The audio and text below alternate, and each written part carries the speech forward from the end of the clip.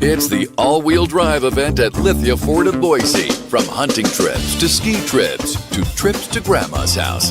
Nobody does AWD like LFB, Lithia Ford of Boise, where Ford begins in Idaho. Eat Lux your way with the Lux Cravings boxes from Taco Bell.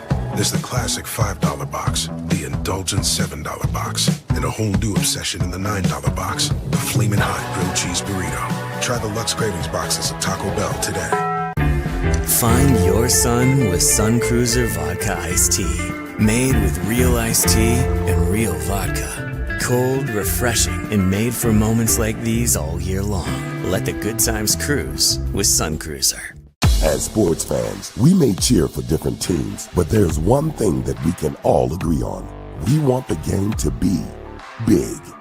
And with 3 levels, 30 cabanas, a 143-foot screen, 6 clean pools, and endless cold drinks, it doesn't get any bigger or any better than Stadium Swim in Las Vegas. All sports, all seasons. It's more than a pool deck. Stadium Swim. It's the only thing like it in the world.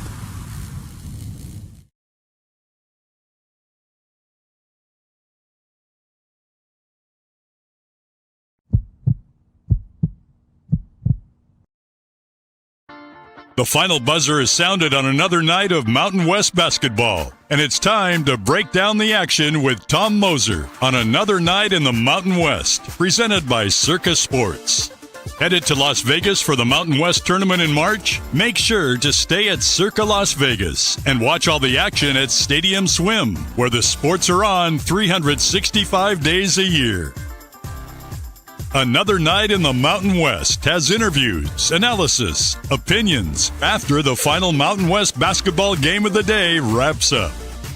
All BNN broadcasts come from the Sun Cruiser Studios. Sunny days call for Sun Cruiser Vodka Iced Tea, made with real iced tea and real vodka. It's refreshingly smooth and easy to drink. Crack open a Sun Cruiser and let the good times cruise.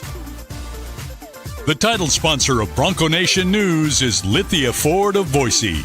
Check out our full inventory of vehicles online at lithiafordboise.com. Lithia Ford of Boise, where Ford begins in Idaho. Did your team just get a big win? Suffer a bad loss? Come discuss it with us. Send us a comment or question in the ICCU YouTube chat, or leave us a voicemail at speakpipe.com/BNN. Now let's go to the Sun Cruiser Studios and join Tom Moser for another night in the Mountain West on Bronco Nation News.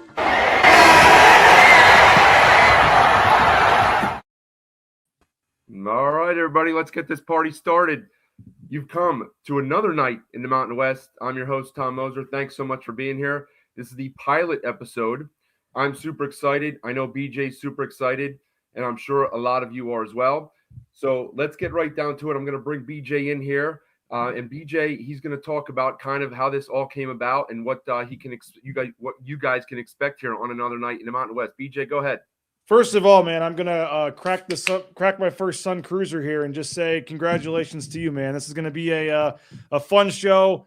I'm so thankful you wanted to do this. I think it's going to be awesome. And folks that don't really want to hear me and want to hear you, they're not going to hear much of me. This is your show, and you're going to do a great job. I know Geoff Grammer is going to join us here in like 5 minutes.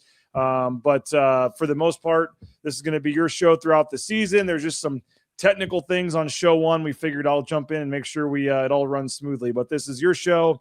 I'm not going to be a huge part of it. I may come in once a week or something and talk BSU or whatever else. Jeff may come in once a week, but this is going to be an awesome show, man. I've been following you for a long time. You do a tremendous job covering the Mountain West. I said it on Twitter, but the thing I like about you is you have no bias. You don't have a team you root for. I mean, if I tried to do this show, everybody would say I'm just a Boise homer or whatever. They won't, give me any credibility for what I say. So I wanted somebody that covers the league objectively. You live on the East Coast. It's midnight where you're at. You have no team, no rooting interest. And so I think you're fair, you're honest, and I think that gives you credibility that everybody else is going to enjoy. So you do a great job covering the league, and I think the league needs this kind of coverage.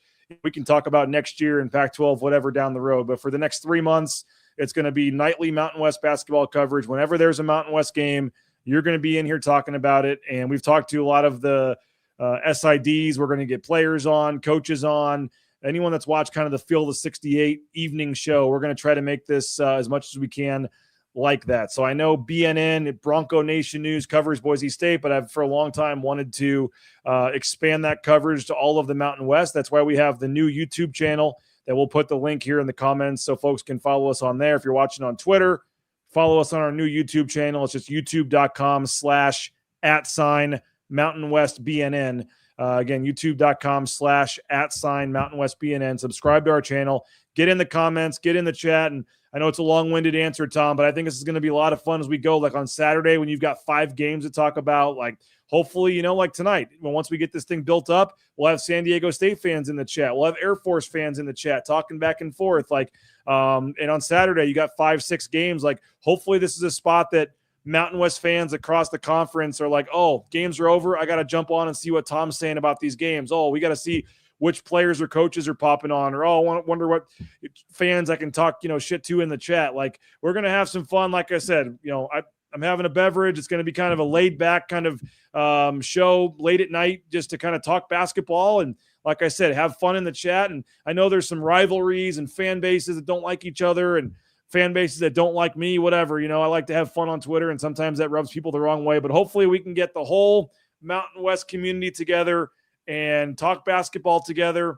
And like I said, talk trash in the chat and have fun. But overall, I think the conference is really lacking for something like this. You were as close as it was doing your podcast, weekly or however often you would do it. And you had your other live stream. But I think now that we're going to do this every single night. Now, there are a couple nights where there's some crappy non-D1 games or whatever. We're not going to do that. But after Saturday, once we get into conference play here, anytime there's a conference game, we want to get that habit for everybody to say, hey, when that game ends, you're going to come here and hear what Tom has to say and the guests and everybody else. And it's going to be a lot of fun. Looking forward to it. Can't wait to get this thing rolling, man.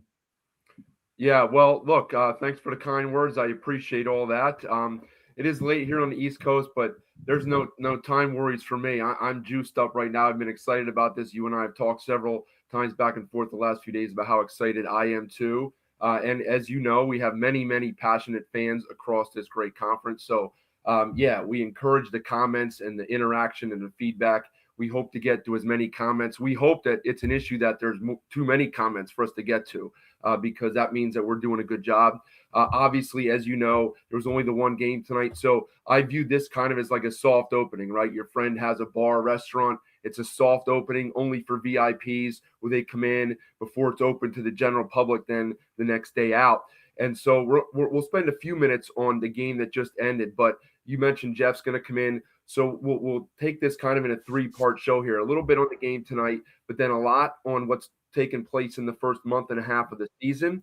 And then look ahead, of course, as you mentioned, just a huge Saturday of hoops in the conference, one great non-conference game, and several big heavy hitter games in the conference that are really going to shape things early on. So I don't know how much of tonight's you got to see, because I know you had another show that you were doing, but your first impression on what you did see from that game that ended up a blowout, but for 20 minutes, it certainly was not. Well, first of all, one more thing. Nice background, nice microphone, nice light. Like, you put some serious effort into this thing. We've been talking for a couple of weeks here, and I'm like, hey, man, no disrespect to the previous live streams you've done, but if we're going to make this thing a professional, 3 or 4 times a week show here, you got to step up your production game, and you were all about it. And I don't know if you got makeup on or if your wife got you dressed, tonight or what, but you look dapper and professional and ready to go, and the light and the camera and you sound good. And you went out and bought a flag for the Mountain West for the background there. Like, this is impressive, man. I did. Well, thanks. It's funny. They're both sick here. When you have as you know, and Geoff knows too, when as Geoff, it might be Geoff, but as you guys well know, when you have someone in kindergarten, they bring home every germ in the book. So I have a, knock on wood, have a pretty strong immune system. Both of the girls here are not exactly feeling very well. So I don't know how I look, but I did improve the lighting in here. If you'd see the rest of the room, you'd faint, but it does look good from where we are. And like you said, got to make it a little bit more professional, expecting a nice crowd in here. And we want to, do this thing up properly. So I figured that was the way to go. And, you and I had some conversations about that, but as far as the game tonight, it didn't end up much of a game. I don't like to disparage or talk about Air Force a lot because they do things far more important than what they do athletically, but they're not a very good basketball team. What do you think about the way that the Aztecs kind of played with them for 20 minutes? It's a 3-point game at the half. I mean, does that give you pause, worry about what we can expect here from San Diego State moving forward? Well, I mean, I know it's been an up and down season, obviously, with the Troy loss that everybody wants to talk about, and then didn't play well against Michigan, but nobody has. And even some of their, like the Utah Valley type wins, I know weren't like super impressive at times this year, but I'm still in the belief that when push comes to shove, Brian Dutcher's going to have them right there near the top of the conference. I know some of the numbers aren't great, in the metrics and where they're at in the net ranking and all that. And yeah, you look up and they're only up by 3 points at halftime. But I mean, if you had the Air Force plus 24.5, which I saw somebody on your Twitter today asking you if they should take that, like you're thinking it when they're up 3.5, you're thinking, okay, only 3-point game. You're thinking this game is, it's an easy win. And then you're kind of sweating that there at the end, and the final score is 23, depending on what line you got. So that, I mean, very impressive second half. I mean, BJ Davis, I think, had 2 points in the first half, came on strong in the second half. And I know Geoff still kind of getting the rust off from his injury. And, I'm in, maybe when Geoff joins us here shortly, like maybe he'll have a different thought, but I'm just in the belief that I'm never counting out San Diego State. They're going to be there when it matters. They're not a team that you want to go play at Viejas. They're never a team that, regardless of what they do in the previous game or season, you're going to feel good about playing. I just think they have too much athletes, too much talent. And like I said, I mean, I'm curious your thoughts, but I just, they didn't play great in the first half. Second half was certainly much better. But I'm still never counting out San Diego State when it comes to this conference race or anything like that here moving forward. Well, here's the thing what I would worry about if I were an Aztec fan. You mentioned BJ Davis. So Geoff, I actually thought Geoff looked better tonight, just how he moved, how he seems to be getting in better shape, and that's great. The guy I worry about is Miles Byrd. BJ Davis is coming off the bench, one of the top bench scorers in the country. Didn't do well, as you mentioned, first half point-wise, but lit it up in the second half. And Dutcher, he almost can't play Bird anymore for substantial minutes. So, like, I don't know if this team can reach its ceiling if Bird continues to kind of just, I don't want to say go through the motions because I do think he plays hard, but there was a play in the first half. I don't know if you saw it. It was like a microcosm of their season. He gets a steal because he's athletic and long and lanky, and he gets in passing lanes. He gets a steal, and he tries to come down the other end and do a hot dog like windmill dunk, misses the dunk. He kind of falls into the offensive rebound by accident near the sideline and steps out of bounds. So it's just like, and at the time it was a 1 or 2 possession game, and it's like, just lay it in or dunk it, get the 2 points. But that's just kind of what you get from him sometimes. And I don't know if Dutcher's had enough of it, because at one point I looked at the box score. The game was like 27 minutes in, and he had only played 11 minutes. And BJ, there's no way around it. Aztec fan, Aztec hater, whatever you are, BJ Davis is outplaying Miles Byrd. Now, they can play at the same time, but there's enough bodies on that roster that Dutcher can play. I don't know what's going to happen with Miles, and I just don't know that they can reach their ceiling if he's not a guy that he is capable of being. This guy was a guy who at the last minute decided to stay in college instead of going into the draft. So he's just a guy that I worry about. So that's my take on it. Yeah. By the way, John Scott on Twitter, appreciate you, says Aztecs struggling with Air Force for a half at Viejas is a Mountain West tradition. It is. It is. They showed not only both games last year, they showed, of course, who could forget the one at Air Force when I think it was Wayne McKinney kind of went coast to coast at the buzzer for a layup, and they really stole that win when they got outplayed and didn't deserve to win that game. And they did the same thing in the other game against Air Force too. So, I don't want to look, they played a good second half, but I don't put a whole lot of stock into it because look, Air Force is 330 in Ken Palm. They're just not a very good team. Even the announcers always will try to glaze the teams because they don't want to talk down to them.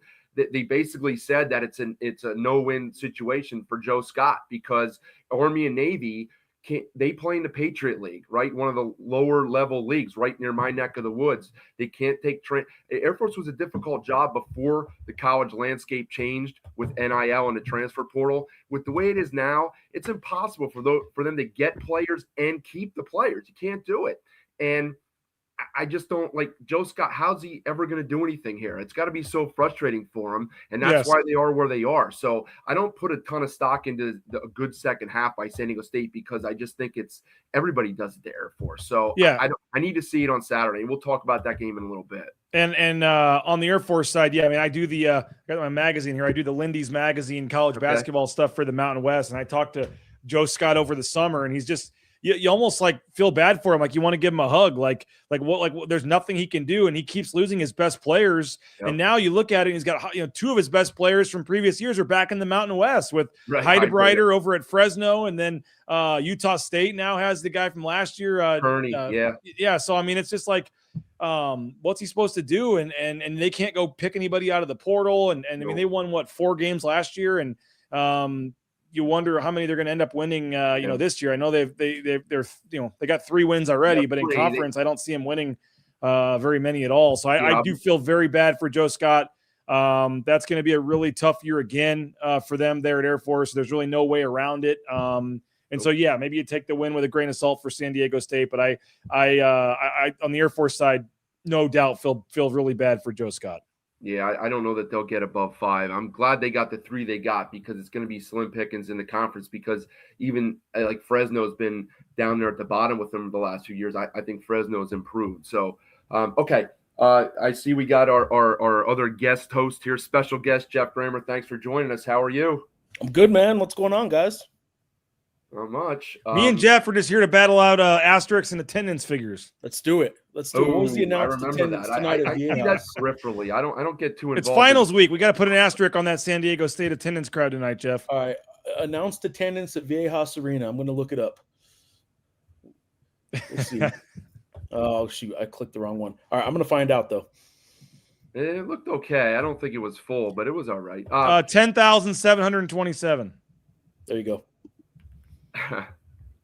Okay, solid for an Air Force game a week before Christmas. Okay, so Jeff, you gave your letter grades out. I guess it was yesterday in the Albuquerque Journal. Shocker, the 1A was New Mexico, huh? A+ was Wyoming. Come on now, A+ Wyoming. So before we get to Wyoming, because I do have a question about Wyoming, let's talk about your Lobos.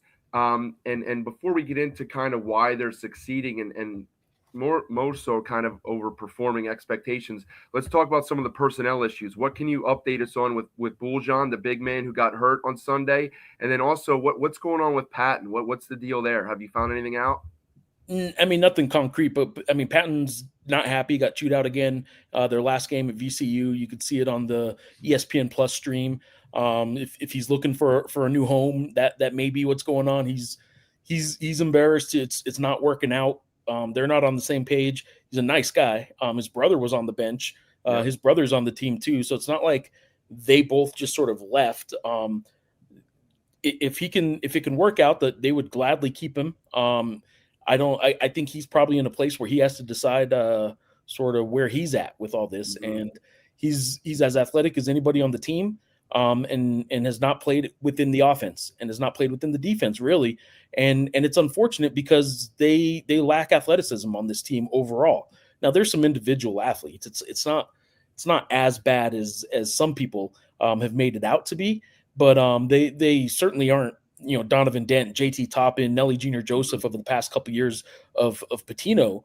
But they're skilled. They're not looking for the guy who can jump out of the gym first and then kind of figure out how to use him. And that's sort of more of a Patino thing. Get the best basketball player you can, and then maybe adjust to that. Eric Olin was hired because for 20 years at UC San Diego, he kind of created this perfect storm of offensive and defensive schemes that kind of married into one another and did what they did last year at UC San Diego.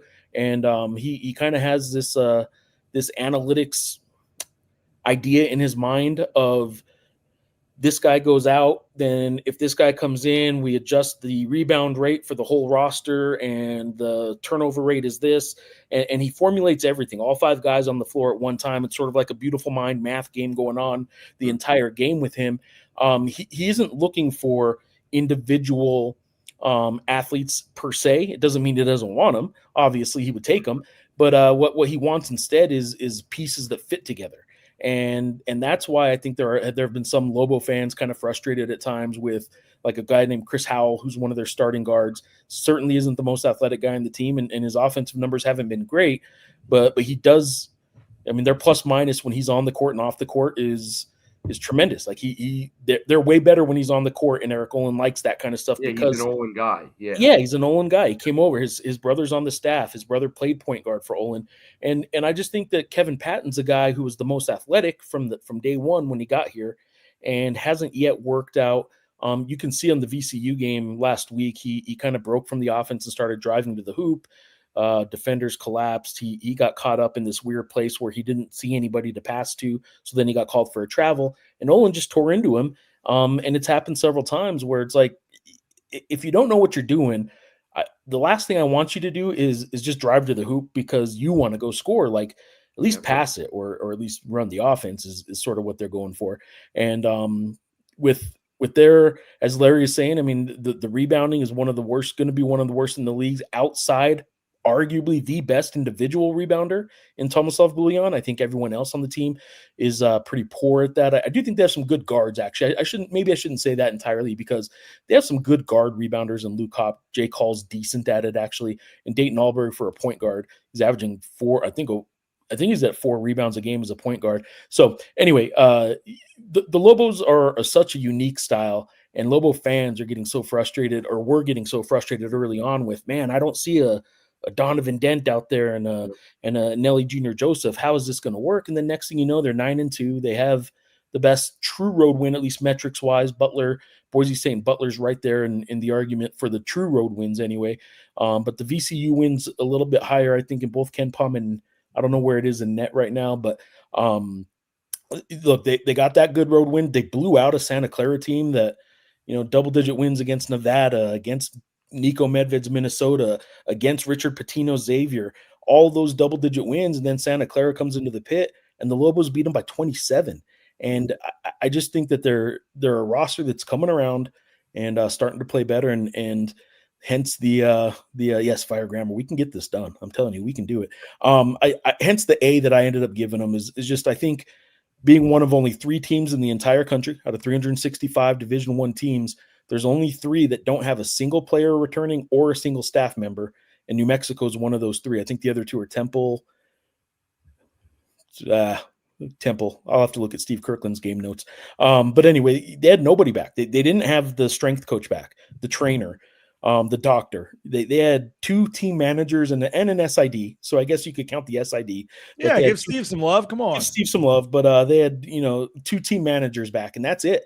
So with all that and learning such an intricate offense and defensive scheme, to have made it through at 9-2, I figured an A. A B was probably where I was going to go until the VCU win. When they got the VCU road win, I figured that'd be good because their 2 losses aren't bad either. I mean, one loss was to a Nebraska team that's in the top 20 in every metric, and then the other loss was on the road to New Mexico State, and it was a 2-point game in the final minute.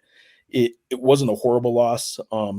It's starting to age a little poorly, though. They've lost 3 in a row. Yeah, 3 in a row. Yeah. They also returned Geoff Grammer, though. Don't underestimate that. That's right. We know, when you have travel issues, they don't seem to fare very well. Okay, that's right. Meanwhile, by the way, while they're doing what they're doing, I don't know if you guys saw it tonight or not, but worst loss in Cintas Center history tonight for Richard Pitino.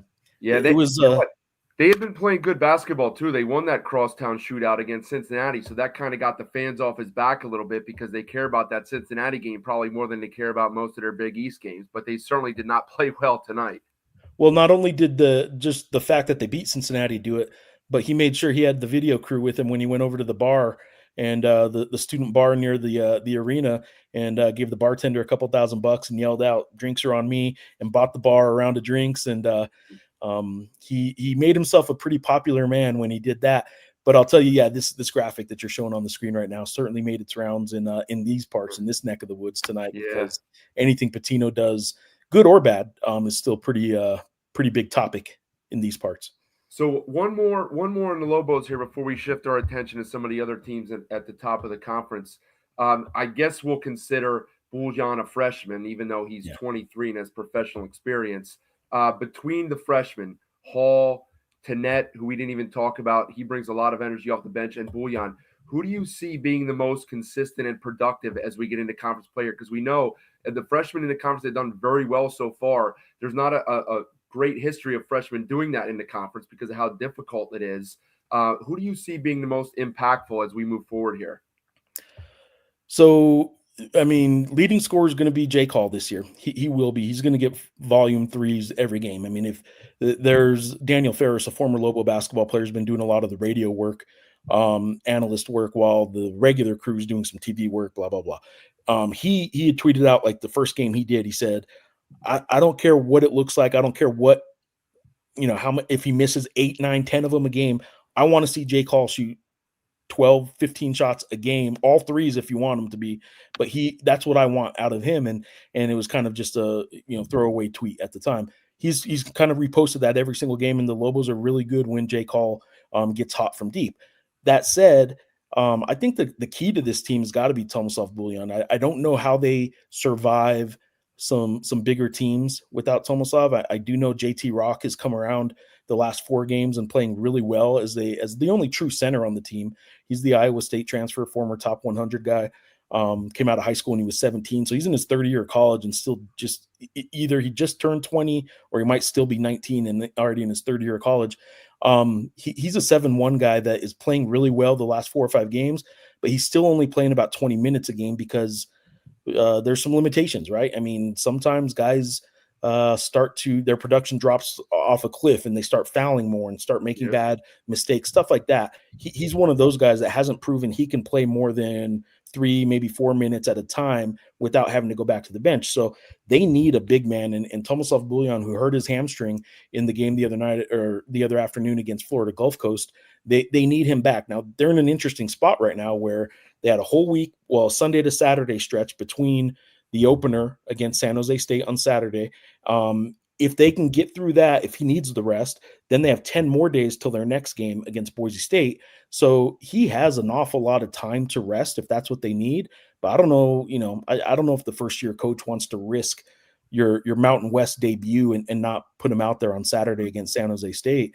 So I would say Tomislav Buljan's the key to this team, though.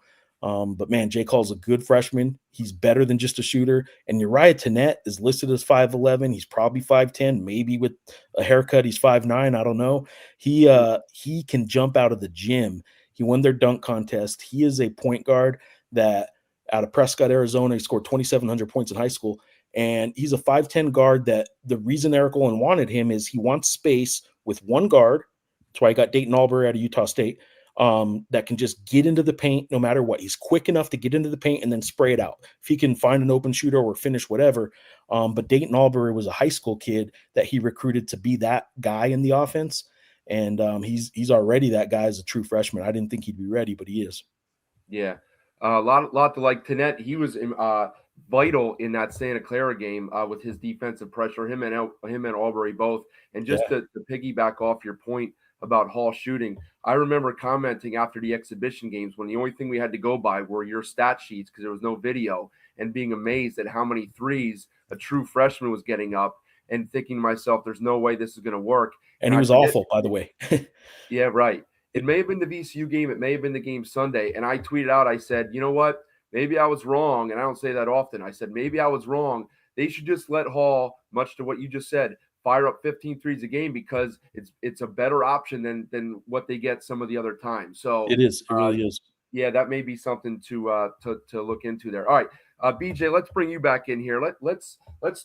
Oh, you have some stats for us. We have some Mountain West in KenPom. Okay, let's take a look.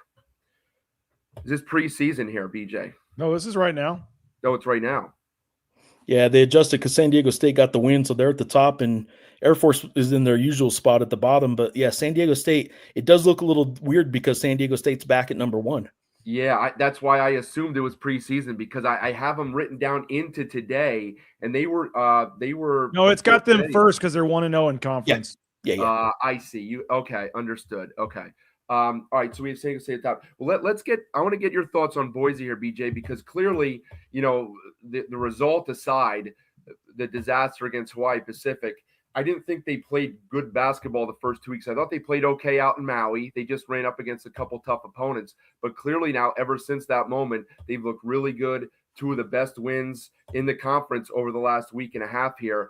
What have they done to turn it around? Why are they all of a sudden looking like a contender as opposed to a team that is out there losing the D2 teams? What's been the difference here lately for the Broncos? Well, I think defensively is where you got to start. I mean, they're up to number 20 now in defensive efficiency at Ken Palm. That's kind of a Mike Burns staple is defensive and being one of those top 30 teams. You look at the 3 times they were in the NCAA tournament before last year, they were top 30 in the country in defensive efficiency. And then last year they slipped to like 70th and they didn't make the tournament. So they kind of have this thing they've studied and looked at. If they can be top 30, they feel like they're going to be in a decent spot at the end of the season to get into the tournament, and they're sitting at number 20 right now. So I would say the defense has stepped up. They're playing better defensively. And then, rebounding, a staple of Leon Rice in particular, defensive rebounding. They're 5th in the country in defensive rebounding right now. They just don't give up a lot of offensive rebounds. They don't give up a lot of second chance points. And so the defense and the rebounding has been huge for them. And then, on individual basis, like a Drew Fielder stepped up. I mean, I think in that USC game, he had like 2 points. And they lose by 3 points, have a chance at the buzzer, and Drew Fielder had 2 points in that game. You look at what he's been doing down the stretch lately. He's had some big games, 22 points, I think it was, in the game against St. Mary's the other day. He's had 3 or 4 games of late where he's scored a lot more, and he's scoring from the outside inside. I mean, they went to the portal and gave him $500,000. The biggest, I think, highest paid player in Boise State basketball history is what somebody told me coming out of Georgetown. And he's stepped up. He's leading their team in scoring now, leading their team in rebounding. He's been big. And then I think Peanut Carmichael getting going. He had no confidence. He was really struggling early in the season. He's come on and had some big games. And then even when he hasn't had some big games, he's hit some big shots at times. In St. Mary's game, he had a huge 3-pointer at one point. So Meadows still there. Buchanan's doing his thing. NATO, obviously, the point guard coming off the bench. I mean, they're just the guys are finding their roles. I mean, even like a Dom Parolin, who I was pretty critical of early in the season. I didn't think he provided much of anything. A backup big coming off the bench, transfer from Lehigh. He's stepped up and had some massive games. In the Butler game, he won them the game, had 8 points, 10 rebounds, and a couple of his baskets, late in the second half were just massive. So I think they're figuring out their roles. They're very deep. I mean, they can go 9-10 deep pretty easily. So their guys aren't getting as tired. I mean, there were, last year you'd pencil in Alvaro Cardenas and Tyson Degenhardt for like 38 minutes each. They're not having to do that this year. I mean, Drew Fielder is playing like 20 minutes a game and scoring 20 points a game. Like, they're able to spread the guys out. I think the depth is much better on this team, and they're finding their roles, and all the pieces are just starting to click. And like you said, I mean, they should have beat USC. That was one that they really would have loved to have had against USC, had a chance to win that game. The NC State game, the bracket fell, not the right way for them. But in the end, I think they would have rather played NC State, and you want to play the tougher teams. That's why you go to Maui. But they had a second half lead on both NC State and on USC. I mean, they were leading in the second half in both those games. So, yeah, they lost them both. Had to play Chaminade. It was not an ideal result for them. But overall, I think since that Hawaii Pacific game, they've kind of just gradually continued to get better. And like I said, the defense and rebounding have really both improved. And they're sitting there. I mean, before the season, and I know Joe Lenardi's not whatever, but you look at net rankings, you look at Ken Palm, all that stuff, like they are in a better spot now than they were before the season. And that's crazy to believe given the Hawaii Pacific loss. But, I mean, they started the season 53rd at Ken Palm, and they go into conference play at 45. They were not even on Joe Lenardi's radar, and now they're second team out or whatever. So, I mean, it sounds crazy to say, but like the non-conference was a net positive for them. They improved their standing in the non-conference despite losing to a Division II team in the first game. So certainly been an up and down, mostly, after the down, it's been mostly kind of gradually going up since then. But I think they feel like they're in a good spot, and anybody that knows Leon Rice's teams and follows them, like they usually have a really bad early season loss. They lost to Boston College last year. Yeah. They've lost some other bad games. They lose that first one, and they're always kind of playing from behind, but they always get better as the season goes on. It looks like it's going to be no different here this year. Well, maybe they just play better with their backs to the wall. Let me touch on a few things here. First of all, Fielder definitely earned part of his paycheck then on Sunday. Also, you and I share a lot of the same, almost exact same thoughts on Parolin. But more importantly, there, the thing you mentioned about the St. Mary's game, I think to me, like the most underappreciated skill in basketball is rebounding, right? It just gets overlooked. And if you can rebound a basketball, or if you don't rebound a basketball and you're getting swamped on the glass, it's like a turnover. You're giving the opponent extra shots. And St. Mary's, they bang and bang and bang. And that's why Boise won that game. Amidst all the other craziness about at the end of the game, Boise won that game because they did incredible on the glass. And I don't even care if the end game rebound numbers were only like 4 or 5 rebounds apart. They lost. They lost the rebounding battle, but with those 2 7-footers, it felt like a massive win. They bludgeoned teams on the glass. So playing them even on the glass is like winning on the glass. So I don't care that what the number said. You could tell the effort, because rebounding is a lot of effort. Let's face it, right? And in college, it's not like high school where you have to turn and box out and find a guy. You just go get the ball because you're a better athlete. But when you got 7-foot big guys climbing over you and going to get it, it makes it difficult. So massive props to the staff and stressing that. And I love teams that rebound. On both ends of the floor, I do. So I think if they do that, they'll be in every game. I really think so. But I want to ask Geoff one question here, because BJ mentioned the fact that Boise's metrics have improved since the start of the year. As far as I know, Geoff, we've never had a bubble team lose to a Division II team. And while BJ's 100% correct that the metrics have improved, those metrics don't include that D2 loss. So without any past precedents to go off of, what's your thought on what's going to happen in March 15th if Boise's on the bubble and they have that D2 loss that's not figured into the metrics? What do you think is going to happen? I mean, Boise fans are going to love me saying this. Maybe there should be an asterisk by their by their metrics. I do think that Boise's in a tough spot where if they are on the true bubble, and we're talking true 3-4 teams that all have a really valid case to get in, I don't see Boise getting the benefit of the doubt if they are truly one of the 2, 3, 4 teams that are tied for 1 spot or 2 spots. I wouldn't see any team with the D2 loss getting that benefit of the doubt.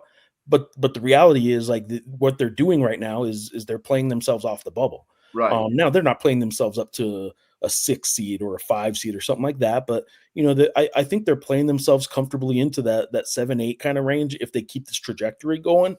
So I would say, to be safe though, I would outperform the bubble as best you possibly can, because it is going to be a topic that the committee doesn't want to have to answer questions about, explaining why would you even put a team in that lost to a non-D1 school, right? I imagine it's happened before, but to your point, I can't imagine, and I certainly don't recall it ever happening with a bubble team where somebody got in and you had that really big bullet point on the con side to say that, there's pros and cons for every team.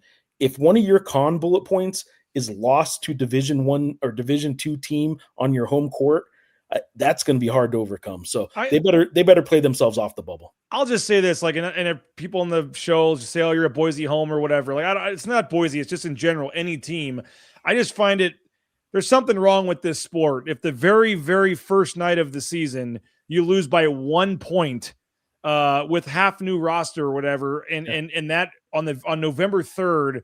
That game is what keeps you out of the tournament on March whatever, if the rest of your resume and the rest of your season and 6 months body of work says you deserve to be in. So I just, like you said, Geoff, we've never seen it. We don't know how they're going to react. I feel like the net rankings, by the way, added a category for non-D1, which I don't even remember them having. And I don't know if that was solely because of Boise State losing or not. I don't know. By the way, Montana Tech NAIA beat Montana tonight, so maybe Boise State now has some company in terms of D1 losing to not only Division II but NAIA. I don't know, but I don't know. And this is not a Boise State thing. It's just a thing. I would be saying this if it were any team. People can call me home or whatever.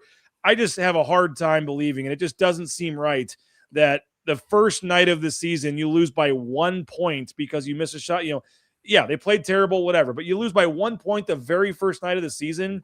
And that is what could keep you out. If you have St. Mary's win, Butler win, who knows what they're going to do in conference. Like, that just doesn't seem right to me. And I hope doesn't end up happening. But I mean, I guess all the games count the same. They try to tell you the first game counts the same as the 31st game. I get it.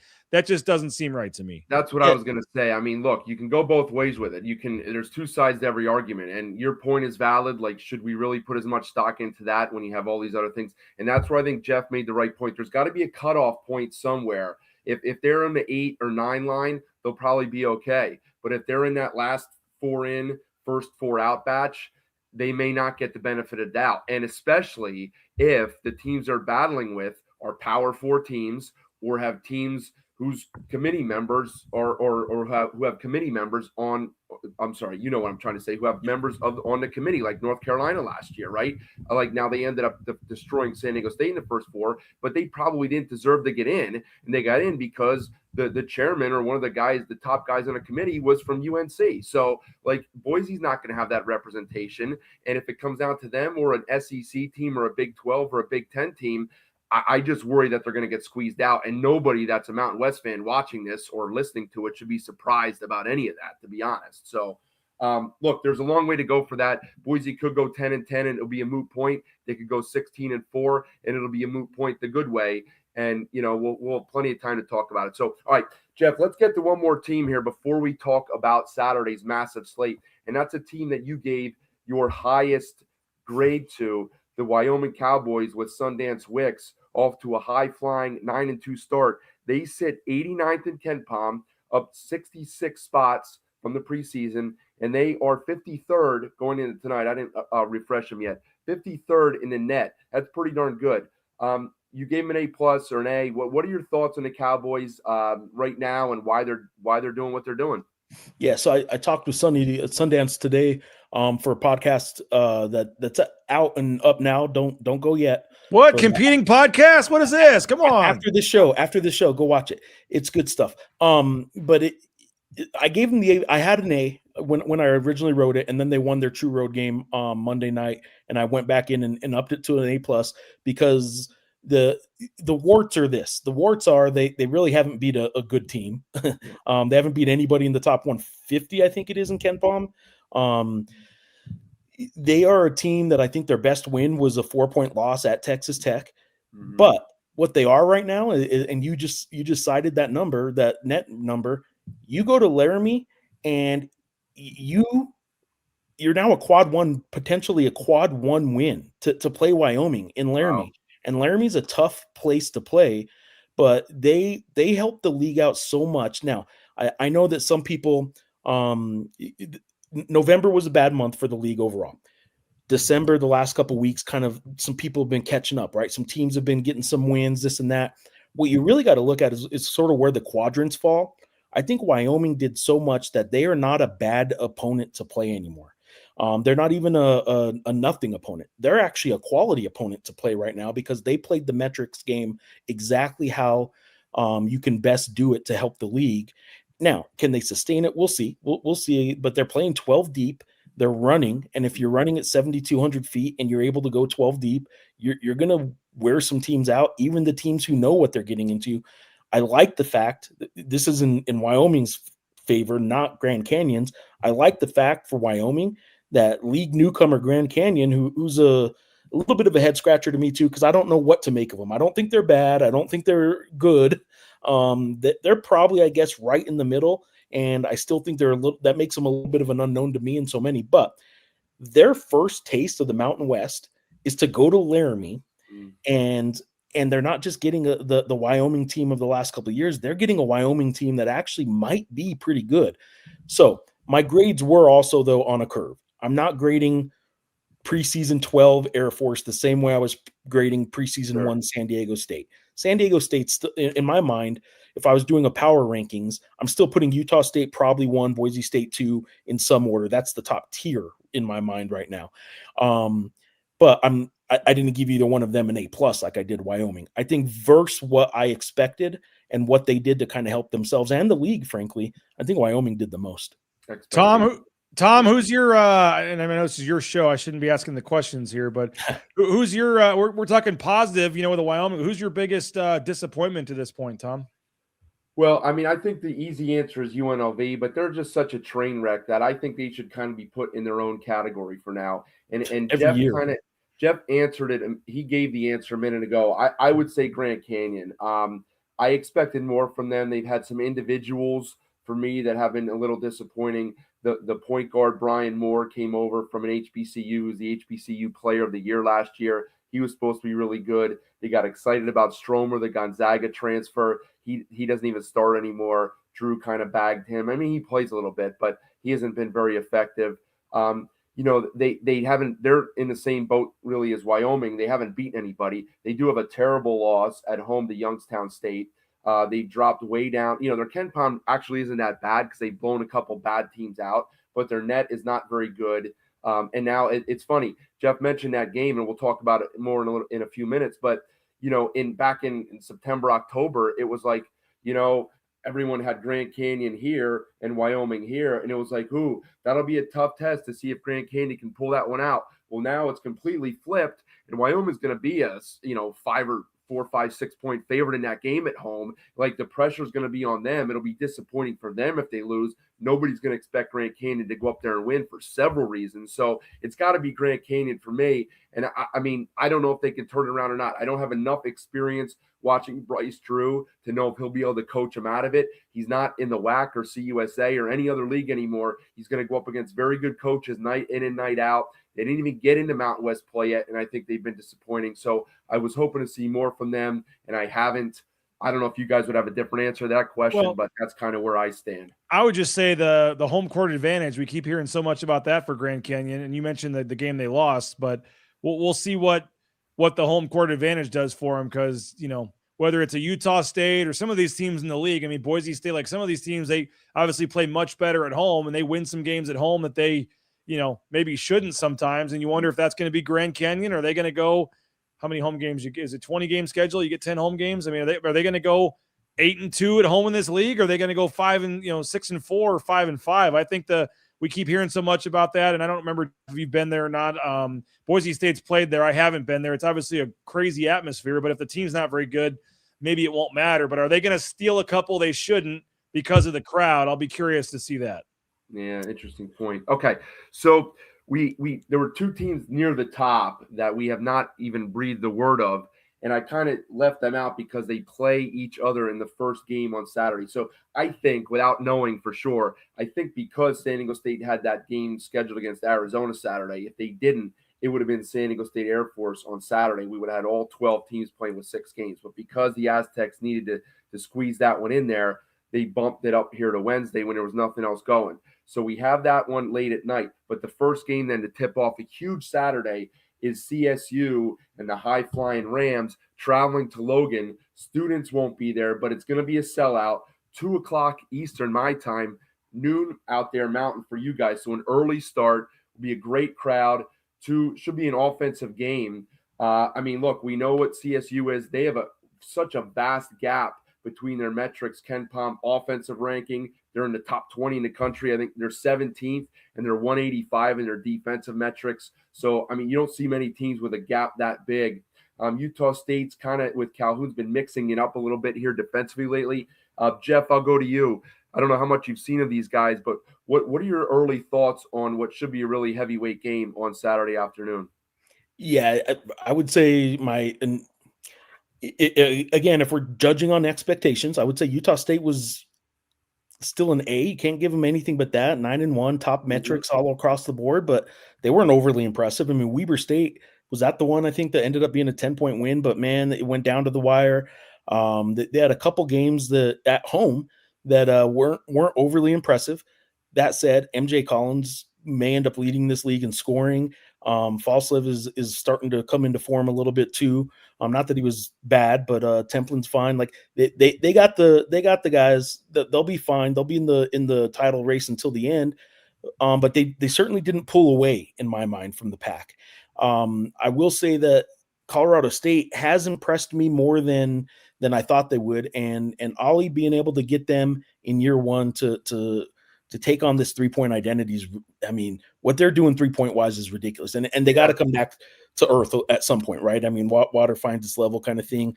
It won't stay quite like this all year, but man, as long as they can ride this out, if they can kind of get the defense up to speed a little bit at CSU while they're still riding out this unbelievable 3-point barrage where they're number one in the country, if they can get their defense figured out just a little bit more, then I think CSU can have some strong kind of lasting power. At this point, their offense might be good enough where they're going to be a title contender. I just don't recall too often seeing a defense that just doesn't scare. I don't know who it would scare in this league or who would be afraid. That you have to get into shootouts with them, but I don't remember the last team in this league that had a really bad defense that ended up winning it. You have to have at least a solid defense, and obviously good offense is going to help. But I don't remember it being so, really good in one area and really bad in another area, and that team winning it. You got to find a little more balance than they have right now. But man, they're fun to watch because they're hitting so many threes. They definitely are. And you could tell, and the opponents have been poor. But ever since the CU game, when it was a high-scoring game, they won that game. Very good win because Colorado's kind of outperformed expectations too. So that's a better win than we thought it was preseason. But ever since that game, it's only been 2 lower-level opponents. But you can tell that the emphasis for CSU has been on defense. They got to fix it, yeah. Ali knows he's not going to be able to win all these games in the conference 86-85. He knows it's not going to work like that. I just have a weird feeling, right? Like, it's obviously very tough to win at the Spectrum. I don't expect Utah State to win, to lose many games there. If I didn't put rankings out this week, I may do it on Friday before Saturday's slate. I would have Utah State 1. This just seems to me like one of those games, and not that it's so, Keller said in the comment there that he thinks the herd will be in full effect. They may be.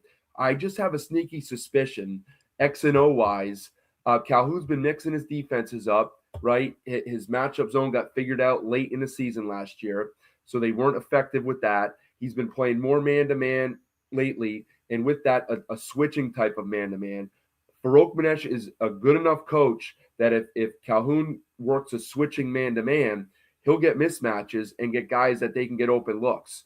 So they don't really screen a lot because it's a motion and movement offense, but he'll get guys open. And the way they shoot the basketball, I expect Pasquarelli to make every single three he takes. Rex Steiner plays like he's for the Globetrotters out there, just throwing stuff in. So I have a sneaky feeling that this is a game that CSU can get.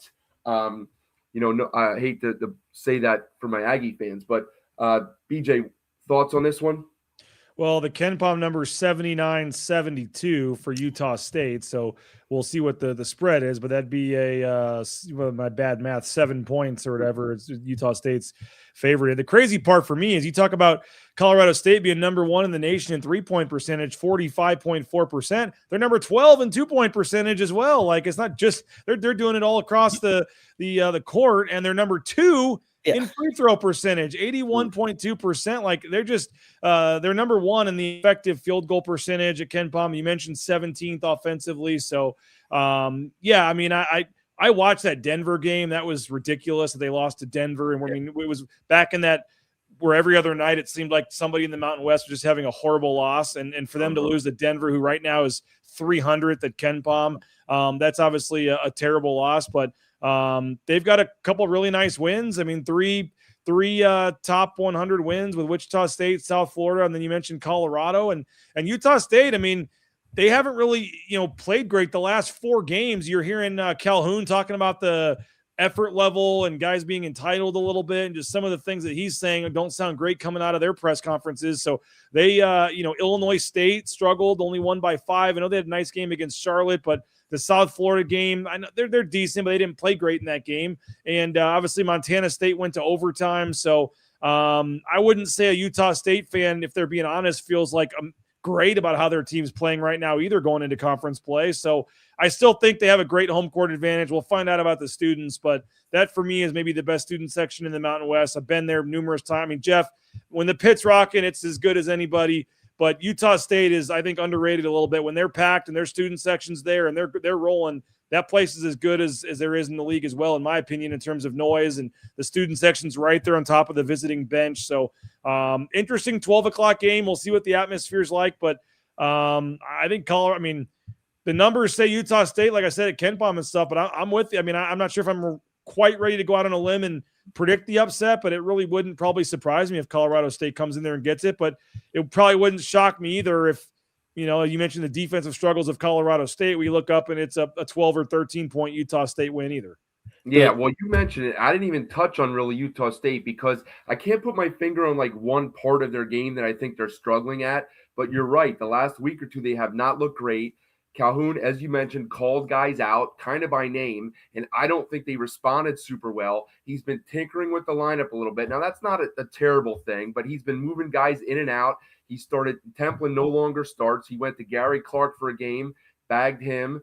Or Clark responded really well with a great game against Illinois State, but he went to Keller, the Utah transfer, you know, and he's serviceable for what Calhoun wants out of him, but he's not going to light it up for you. So, I mean, look, I still think very highly of that Utah State team. So just because I think, like, sometimes, as you said, sometimes you have to go out on a limb here. So you can't pick the chalk all the time. I'm going to go with an early season, early afternoon kind of upset just to shake things up. And, you know, I wouldn't be shocked, the same as you said, if the Aggies win the game by 10 going away and everybody's like, you know, you look like an idiot. That's fine because Colorado State will go, you know, 7 of 28 from 3 or whatever at some point, and and if they're not, they'll have some games like that. Okay, let's touch on 2 more games here. Geoff, you were not in here for our San Diego State discussion, so I'm interested to get your thoughts on them. So let's skip the last game that we'll talk about and move ahead to the non-con game. Really the last big one. I know Utah State plays Memphis back down on Valentine's Day, but Saturday night in Phoenix, not quite a true road game, but it will be largely an Arizona fan base. Now, they're number 1 in the AP poll. I think they're 5th, give or take a spot in the KenPom. They have a handful of incredible wins. They won at Alabama last week. They beat Florida opening night, the defending national champs. They beat UCLA and Donovan Dent. I think they knocked somebody else off. I can't even remember. UConn. UConn. I mean, it doesn't get much better than that. I mean, no wonder they're ranked number 1 in the AP. I have no idea how they're not ranked number 1 in KenPom with those type of wins, because that's ridiculous. So they're not, contrary to what you see a lot in today's college hoops, they're not a chuck and fire away from 3-point team. So, you know, they're going to look to pound it inside and run and get some fast break points. Maybe it's a good thing, though, that they haven't lost yet. Maybe it's kind of a sleepier spot here for Arizona right before the break, not at home. Maybe that'll work to San Diego State's benefit. Really, their backs are to the wall in terms of at-large play. I mean, sure, they could go 18-2 in Mountain West play, but I don't have confidence in that happening right now. So this really is kind of their last bullet in the chamber if they want to get on the at-large bubble. What are your thoughts for this Rumble late Saturday night down in Phoenix? Most of the past decade, maybe 15 years, I don't know, however long you want to go back, I would tell you that this San Diego State Arizona game was like kind of one of those really good opportunities for San Diego State to pull off an upset. Didn't they get one that was just last year or the year before where they were beating everybody in California, and they picked off like a Gonzaga team in recent years? Like, yeah, and Houston, this team, I can't bring myself to see it. I just don't see it. We know what the individual talent is. I still think Miles Byrd is individually talented, but you can't have 0 points one game like you did 3 games ago and then 17, and then tonight disappear and play less than 20 minutes. Magoon Guaf, I think we're all still sort of waiting. Maybe it's unfair to him. He is coming back from an injury, but we're still sort of waiting for him to look tremendous, I suppose. And again, that's such an unfair thing to expect of a player coming off an injury, but he hasn't wowed me the way I thought he would. Their best players coming off the bench right now in BJ Davis. I just think that they are a team right now that doesn't have its identity, and there's no team in the league. I mean, you could say Boise State with rebounding, but I don't know if there's a team in the league really that has an identity quite like San Diego State does, right? You know what they are. They're going to defend like crazy. I'll tell you what, man, they play around like they did tonight with Air Force, and they have with several other teams. And just sort of think their offense is going to get them through it when they're playing some of these top 4 or 5 teams in the Mountain West, and they're going to get picked off. And I don't think Arizona's a team I just think Arizona's too good to have an upset on Saturday. I think San Diego State will still play themselves back into a top 5-ish kind of season. But man, I until I see it, I guess I can't believe it. I know they have a decent win. Was it Oregon? I think it was, but we haven't seen it yet, right? I mean, who I thought Sean Newman might be a better point guard for them. Now he's been hurt a little bit too. If he comes in and can't shoot, he's only taken a few threes all year. If he comes in and can't shoot the ball at all, then you just kind of sag off of him. And I just don't know yet who's their guy that's going to take over. Maybe it is BJ Davis. Maybe it's going to be Reese at some point, but they don't have a guy that's going to take over offensively for me enough. And they're better on offense than defense. So that worries me. Worries me. I'll say this real quick too about San Diego State. I still think Miles Bird is a guy that maybe should just be their point guard. I think you put the ball in his hands and kind of just let him have the ball. I know that I talked to another coach in this league who said they kind of recruited him somewhat out of high school as a point guard. They thought he could become a point guard, and I've been intrigued by that ever since I heard that. And when I see him struggle, I think I kind of fall back to this idea of, well, maybe it's because he's not playing the right position. And I don't know that he's a good enough ball handler to be a great point guard, but I do think that maybe you have to generate a lot more offense through him rather than through anybody else for him to be effective. Well, that's an interesting point. And I wouldn't disagree with much of anything that you said. For me, with Bird at the point, I don't think he has the mentality to be a point guard. I think he wants to be a scorer. I don't think he'd be a great facilitator or point guard. Clearly, he's a very, as you mentioned, very talented player. May not handle it well enough against incredible pressure like some of the guards will give him in this league. But I just don't know if he has the mindset to be a point guard. And that's not to say he's not a smart player. His dad was a coach, Calvin, and I respect his knowledge of the game. I just don't know if that suits what he wants to do out there. But BJ, Tom, you should ask Brian Dutcher, a player. Maybe they can join us and we can ask him about that. Yeah. Well, funny you mentioned that, BJ, because you have been working the phones here or whatever we use these days in 2025 to try and connect with schools to bring on coaches and players after big wins. Jeff's school there in Albuquerque, the Lobos, they have agreed, as have several others. Unfortunately, San Diego State decided they were not going to partake, and they respectfully declined. Are you shocked, Jeff? Are you shocked? It was anybody. The exact wording was they respectfully declined, but they wish us the best of luck in this endeavor. Yeah. They're the only school that's turned us down so far. We'll have to check in later in the year. I mean, we'll have to check in later in the year. Yeah. BJ, before I want to get one thought from you here on San Diego State. I know we talked about it. I wanted to mention this. You know, a lot of people don't really look into this stuff. I pay attention to all this stuff. Before the night, they played 8 games. 8 games. Okay, they play like 1 game a week. This is an oddity. It's not really a criticism, and there's nothing wrong with it. But Saturday when they play Arizona, that's their first Saturday game of the year. This will be the 7th Saturday of the college basketball season. They have not played a college basketball game yet. I'm not going through the other 364 Division I teams, and I don't think Ken Pom has a filter for that.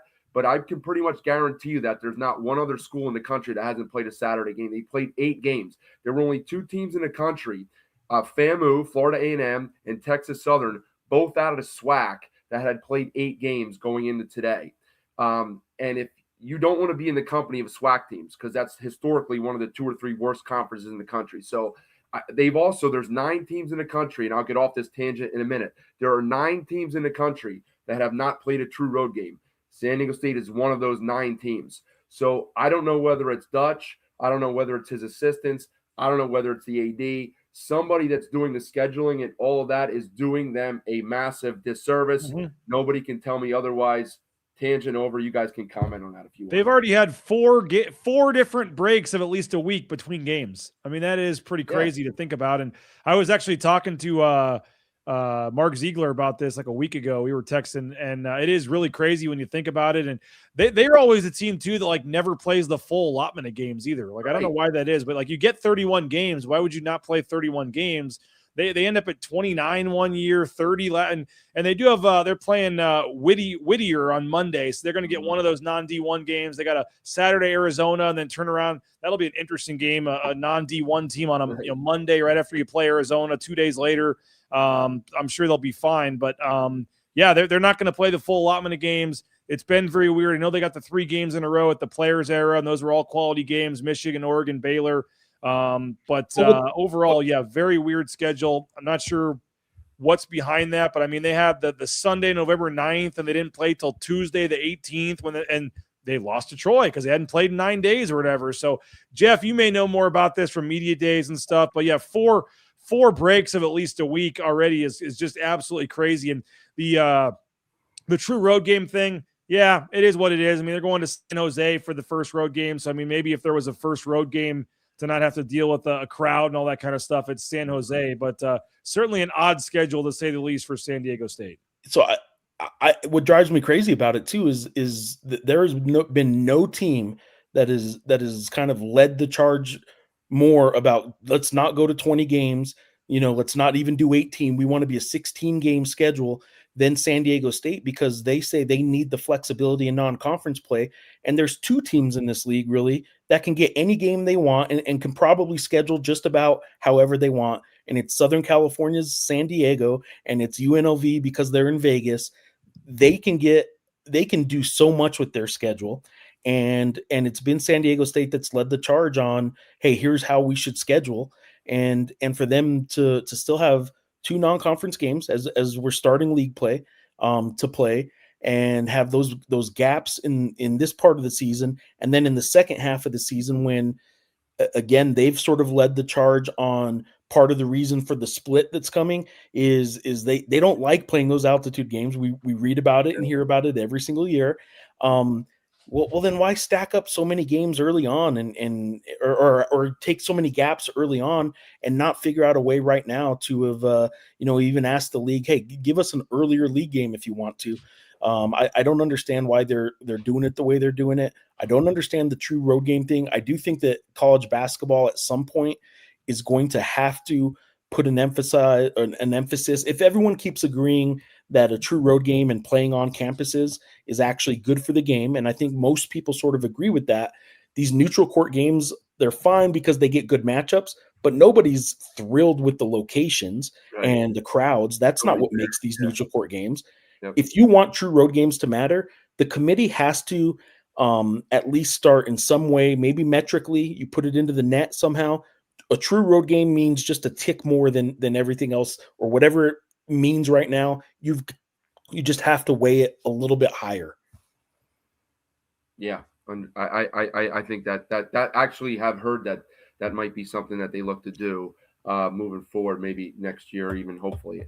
That's something they'll take a look at. Now, I didn't have anything to talk about with the Fresno and UNLV game, even though I am looking forward to watching. I think that's going to be like watching a train wreck in a sense, because you never know what you're going to get with those 2 teams. That could end in 95-92, or it could end 61-60. So I'm looking forward to watching that one. But we have one more heavy hitter. Hey, Vance Wahlberg's ready to come on whenever you want him, man. I'm looking forward to talking to Vance. Don't get me wrong. I think they were one of the teams that I said, hey, we're going to be reaching out to, hopefully, a couple times throughout the season or something, or more than, I forget how I phrased it. And their SID wrote back and said, if we're on, we would love to be in a position to be on more than once this season. Right. Yeah. Because what is thought in the back of his mind probably as well, we're not going to get on for beating Air Force or San Jose State. So how are we going to get on? We're going to have to beat somebody other than those 2 teams. So they've actually been kind of fun to watch at times. Yeah, 100% they have. They've played in some really good games, and they make me want to rip my hair out because,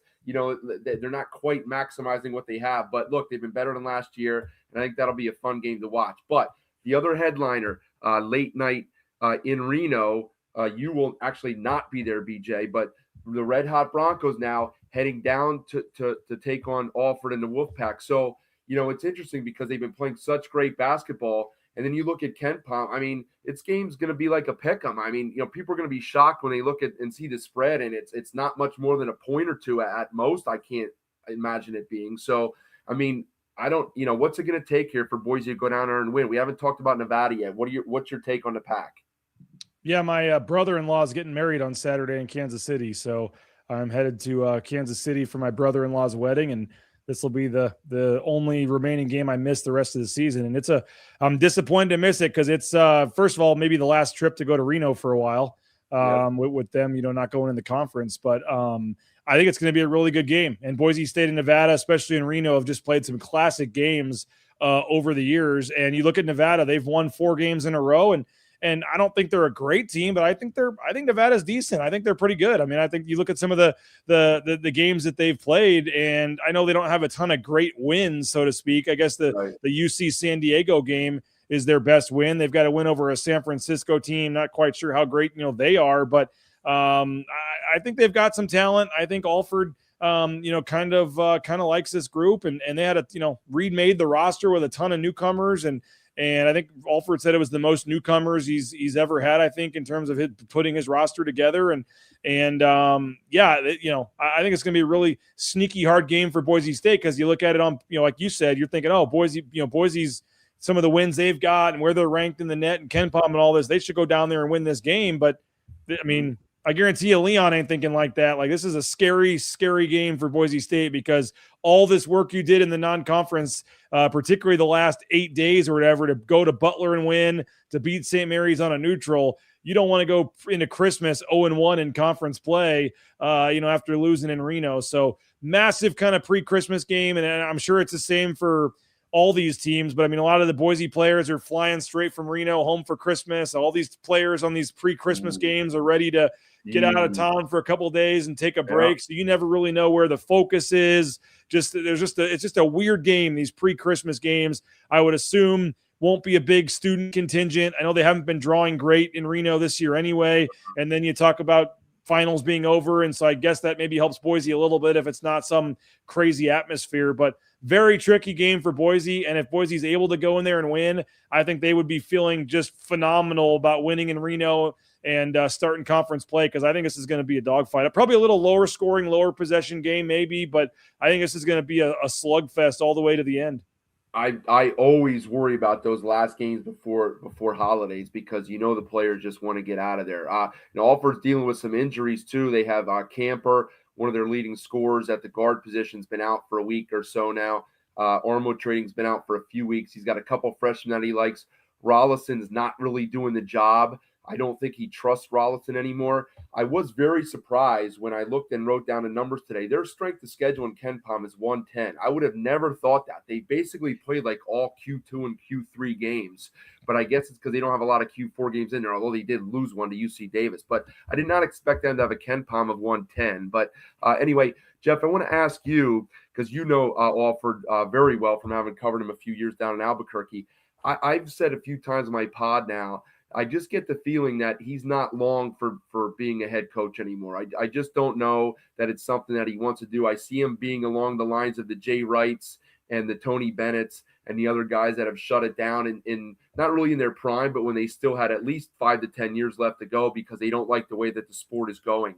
Do you get any sense of that from Alford? Do you think he's reinvigorated? Do you think he's ready to go? Or do you think he just kind of cashing it in and doing what Steve Lavin is there at San Diego by just cashing a few checks before he retires? I would say that there's something to that. I think that both of his sons now being in coaching, Bryce is on the G League coaching staff at Oklahoma City's G League team for the second year, and they won the G League title last year, I believe. No. They were at the NBA Finals. He was there. Corey Alford's now an associate head coach at the Division I level after being a head coach at the NAIA level for a few years. Like he's enjoying his son's coaching. I think too that him and Noodles have been together for an awfully long time, right? But they are old school. They aren't enamored with this new way of basketball. Steve had a semi-viral kind of rant about it last year towards the end of last year about NIL that a lot of people jumped on. So yeah, I think there's something to that. I want to point out his ratings and the way they schedule. The reason the KenPom numbers are so good for him and his team is if you look at it, while they do have it doesn't help when you lose to UC Davis, obviously, but they don't even have one game scheduled outside of the top 200 KenPom. So it's not like they're playing 300, like 100 spots below, where they just have one or two games of a Denver or somebody like that. they don't even schedule somebody outside of the top 200. Now they might schedule an awful lot of 150s through Right. 200 that nobody that's going to wow you, but metrically they don't even schedule anybody that's going to hurt you at all. So I think that's why their numbers are so good, which kind of also maybe tells you don't be so impressed with the numbers, right? Because have they wowed any of us? Probably not, right? Right. But I will say that watching Steve Alford and Leon Rice go at it for this Saturday, this used to be a league with so many veteran coaches, and now there's a lot of newcomers. But right off the bat, we got, in my mind, the Boise Nevada game is head coach matchups, and then you got, I know Calhoun was here last year, and he has been a head coach for a few years, a successful head coach, but he's still pretty new, and Ollie's new. So like I like seeing these two newcomer head coaches. I like seeing Sundance and Grand Canyon. While Bryce has coached for a while at Grand Canyon, they're a new school. I like seeing some new blood. And again, don't do it yet, but when you do watch my podcast, Talking Grammar podcast later, Sundance said something today when I talked to him. 4 years ago, this league, 3 years ago, this league was everybody was playing pretty much the same style. They beat each other up all the time, and it was a slugfest. There weren't a whole lot of run and gun teams at the time. There weren't a whole lot of variances. Now there's so many different styles that I think coaching staffs, not just head coaches, but coaching staffs are going to be tested this year, because your scouting report is going to be so different. It's not going to be just the physical Big East of the West kind of thing anymore. There's so much variance in the style of play with what Sundance is doing, with what Ollie is doing, with what Eric's doing here at New Mexico. And we haven't seen that in this league in a while. And that excites me. Like, as somebody who is just sort of an onlooker of the league and having to cover it, I like the fact that there's so much variance, and Fresno State's doing the same thing, right? There are different styles in this league, and the league hasn't had that in a while. Yeah, it's funny you say that. It's totally accurate, and I mean, I may have thought that as I watched the games, but I never put that thought together to come up with. But that's very interesting, and like you said, that's exciting, and that's good to see, because you never know what you're going to get. You're not going to get a lot.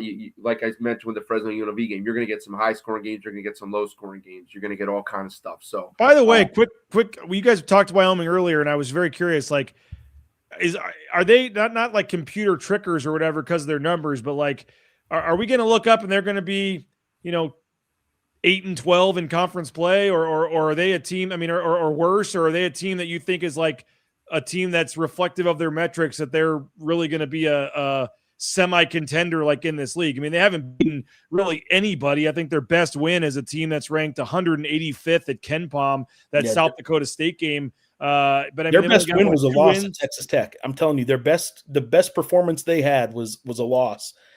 But to your question, I think the answer is, like, it's hard to know because they haven't beat anybody, right? But they've done what they're supposed to. It's not like they slipped up and like, okay, right, that's who they are. They did it against everybody, and that's why I think they're going to be that they're going to. I don't know that they'll be one of the top four, because with the 12 teams now, it's not 5 teams get a bye, only 4 do. So I don't know that they'll be a first round bye kind of team. But man, I think they're going to be in that 5-6 range. I think they're going to find themselves in that range. They're going to finish 5th or 6th in this league when they were picked 9th, and it might only end up being a 3-spot jump, but it's going to be a significant 3-spot jump. Are you buying them, Tom? I think you almost have to count them for winning 7 home games, right? They're going to play 10. I don't remember off the top of my head who the team is that they miss at home. It's New Mexico. Is it New Mexico? Okay. Yeah. I knew they were in that little pod with New Mexico and UNLV. I wasn't sure who they avoided. So if they avoid one of the top 5 teams, right, I think you can pencil them for 7-3 at home. Can they win 4 or 5 road games? I don't know about that, but that already improves you from your 8-12 last year. So 10-10, maybe 11-9. I'm right with Geoff. I don't think they can get a top 4 seed. I mean, I'll be surprised if they do. That would be wonderful, because I think Sundance brings a lot to the table. Meyer, we didn't even mention Nas Meyer. He's a fantastic player. He's won Freshman of the Week at least 3 times already. And they're a very good team. I just think that, once they start going night in and night out against good competition, I think that's where they're going to kind of level out a little bit. But certainly they're not going to be in that 8-9 game like they were the last few years. Agreed. Okay. I think that's a good time to wrap it up. I want to put one comment on here because it's funny. Azuch says, Tom is Die Hard a Christmas movie, no pressure, but I'll decide if I like you or not based on an answer. It's interesting. I was singing Christmas songs at school today, which I have to be up for in about 5 hours. So I was singing Let It Snow because that came on the radio in school. And I always think about Die Hard when I hear that song. So even though it's like one of the best action movies of all time, I quote so many lines from that for years. I associate it as a Christmas movie because of that song. So and the holiday party. So I maybe not everybody's answer, but I would call that a holiday party. I don't know. I 100% think that's a Christmas movie. Okay, Geoff. It's no La Bamba, but it's a Christmas movie. I was just going to say, I'm sorry nobody had a La Bamba question, but good enough. Okay. Oh no. By the way, when we decided we were going to do this show, Geoff, Tom's like, so how long do you want each episode to go? And I'm like, 30-ish minutes, 45 minutes, and maybe on a big night, you go over an hour. I said, go as long as you want. But I said, hey, San Diego State Air Force, if there's not much to talk about and you want to go 20 minutes, you go 20 minutes. And here we are on the debut episode, an hour and 20 minutes. And I didn't tell you, Tom, but I mean, my agreement with Jeff was I'm actually paying him by the minute. So you screwed me a little bit here, Tom, tonight. That's why Jeff. Okay. Let's keep going. Now. So Fresno State's defense, let's do it. Yeah.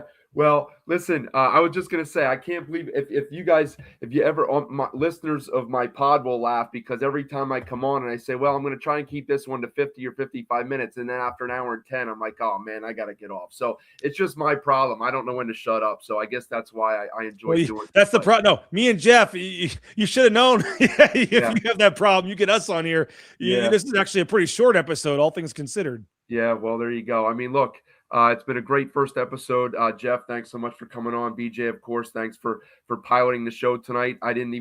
We'll call this our pilot episode here like they do on TV. So as BJ mentioned, Saturday, he will not be around. I'll be running the show solo. You're on your own. 6 games. You could count the San Diego State game, non-con action. So 6 games, wall to wall, 2:00 here for me, Eastern, noon Mountain for you guys, and the last game starts at 10:30 Eastern, 8:30 for you guys. So that's like 10 hours of wall-to-wall basketball. Hopefully you guys don't have holiday parties. Sorry that you have a wedding, BJ, but you can just camp in front of the TV, watch 1 or 2 games at a time. Plenty of stuff to chat about. Thanks for joining in the chat tonight. Look forward to more of that on Saturday. Any last words from you guys? I'll sign off with this. This is going to be fun. First of all, talking Mountain West after dark is always always delivers, but having a little bit of a chatter about it too is going to be fun. And I think that the main key is BJ and I and we can all sit there and talk too. But yeah, you guys listening and watching, you guys make this show too. So like you guys bring those comments and bring the interaction, and this show is going to be pretty good. No, I'm excited for it too. And I think some nights it'll be just Jeff and Tom. Some nights might be just me and Tom. Maybe we'll get Chris Murray or Mark Ziegler, other writers around the conference on. Maybe a national writer could pop in and talk about the conference. And then, as you said, Tom, like we do hope like pretty regularly, like if not every show, hopefully like once or twice a week, we can, hey, big win for Utah State. Let's get Jared Calhoun on the bus for 5 minutes. Like we reached out to these schools and they said they're going to help us make this happen. So I think we're going to be able to get some players, some coaches, and really kind of make this a show where all Mountain West fans at the end of the night, you want to pop on and talk Mountain West basketball. And you're going to, Tom, you do a tremendous job covering the league, and maybe you were deferring to us a little more tonight, but when you get down to giving your kind of hard-hitting analysis, most of these post games, I think it's going to be great stuff for the league, and I'm super excited about this show, and I hope everybody subscribes on YouTube. It's right there at the bottom of the screen right now, youtube.com/@MountainWestBNN. And anytime there's a Mountain West game, aside from the Whittier San Diego State Monday game, and then who's UNLV playing? They got a crappy game.